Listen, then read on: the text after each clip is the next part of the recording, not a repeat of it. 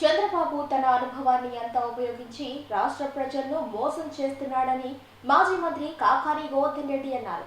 Thotapalli Gudur YCP క్రియాశీలక నేత మన్యం సుబ్రహ్మణ్యం గౌడ్ నూతన గృహప్రవేశ కార్యక్రమంలో ఆయన పాల్గొన్నారు. ఈ సందర్భంగా ఆయన మాట్లాడుతూ కూటమి పాలనలో రైతుల పరిస్థితి అధ్వానంగా మారిందన్నారు.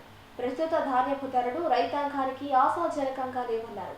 గతంలో ఎకరాకు సుమారు ₹1,00,000 పైగా ఆదాయం వచ్చినా రైతులకు కనీసం నేడు 50,000 కూడా దక్కకపోవడంతో రైతుల్లో ఆందోళన నెలకొందన్నారు.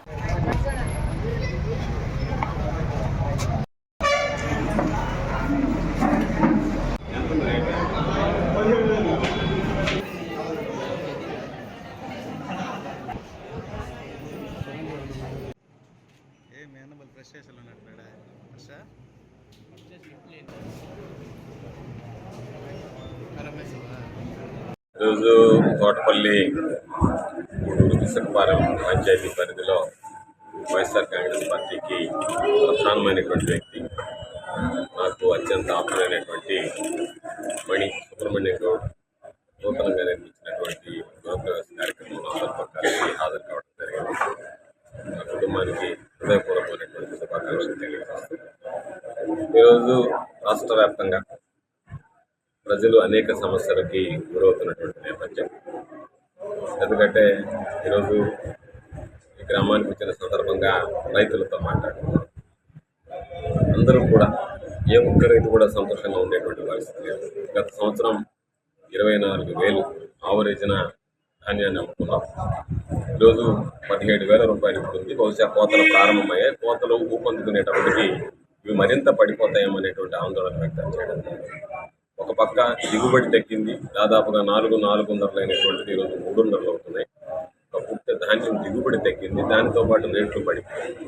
కాబట్టి గతంలో ఎకరాకి ₹1,00,000 సంపాదించినటువంటి రైతు ఈరోజు 50,000 నుంచి 55,000 మాత్రమే ఈరోజు దాని మీద అమ్మకాల్లో వచ్చేటువంటి డబ్బు. ఖర్చు రూపంగా నికర ఆదాయం చూస్తే 20,000 కూడా రైతులు మిగిలేటువంటి పరిస్థితి కనిపించలేదు. గతంలో అయితే దాదాపుగా 65,000 నుంచి 70,000 రూపాయలు ఒక్కొక్క రైతు లాభాన్ని ఆర్జించినటువంటి పరిస్థితి. అదేవిధంగా ఈరోజు అభివృద్ధి చూస్తే వైఎస్ఆర్ కాంగ్రెస్ పార్టీ ప్రభుత్వంలో ఈరోజు నారాయణరెడ్డిపేట నుంచి తోటపల్లి గూడూరు వరకు దాదాపుగా మధ్యలో ఉన్నటువంటి రోడ్లు ఎక్కడెక్కడైతే గ్రామాలు ఉన్నాయో పేడు, విశాఖపల్లి, వీటన్నిటిలో కూడా సిమెంట్ రోడ్డు శాశ్వత ప్రాతిపదికన నేను మంత్రిగా జగన్మోహన్ రెడ్డి గారి ముఖ్యమంత్రిగా వైఎస్ఆర్ కాంగ్రెస్ పార్టీ ప్రభుత్వం నిర్మించడం జరిగింది. గతంలో చేసినటువంటి పనులకి సోమిరెడ్డి కమిషన్లు తీసుకోవడంలో తలమునకలు కావడం తప్ప ఎక్కడ కూడా ఈ ప్రాంతాల అభివృద్ధి గురించి పట్టించినటువంటి పరిస్థితి లేదు. రైతుల సమస్యల గురించి పట్టించినటువంటి పరిస్థితి లేదు. ఈరోజు రైతులకి ఇచ్చినటువంటి 20,000 రూపాయలు ఏదైతే చెప్పాడో గతంలో మేము 13,500 రూపాయలు ఇచ్చాం. ఆ రోజు ఇదే నోటితో చంద్రబాబు నాయుడు వీళ్ళందరూ కలిసి మాట్లాడినటువంటి మాట, కేంద్ర ప్రభుత్వంతో కలిపి మీరు ఇస్తున్నారు, ఇది అన్యాయం అన్నారు. ఈరోజు కేంద్ర ప్రభుత్వం ఇచ్చేటువంటి 6,000తో కలిపి నేను 20,000 ఇస్తానని నిశ్చితంగా చంద్రబాబు నాయుడు మాట్లాడుతున్నారు. ఈరోజు అన్ని రకాల మోసం చేసినటువంటి పరిస్థితి. ఒక సంవత్సరం ఏ కార్యక్రమం లేదు, తల్లికి వందనం లేదు, తండ్రికి వందనం లేదు. అదేవిధంగా రైతులకు సంబంధించినటువంటి రైతుకు భరోసాకు సంబంధించినటువంటి 20,000 రూపాయలు ఇస్తానని చెప్పి అన్నదాత సుఖీభవ పేరు మార్చి అది ఇచ్చినటువంటి పరిస్థితి. ఈ సంవత్సరం ఇస్తానంటారు. ఉచిత సిలిండర్లు అని చెప్పి గ్యాస్ పంపిణీలో మోసం చేశారు. ఉచిత బస్సు అని చెప్పి అది ప్రకటించిన తర్వాత ఈరోజు ఆచరణలోకి వచ్చే ముందే మాట మార్చి జిల్లా పరిధిలోనే ఉచిత బస్సు అని చెప్పి మాట్లాడుతున్నారు.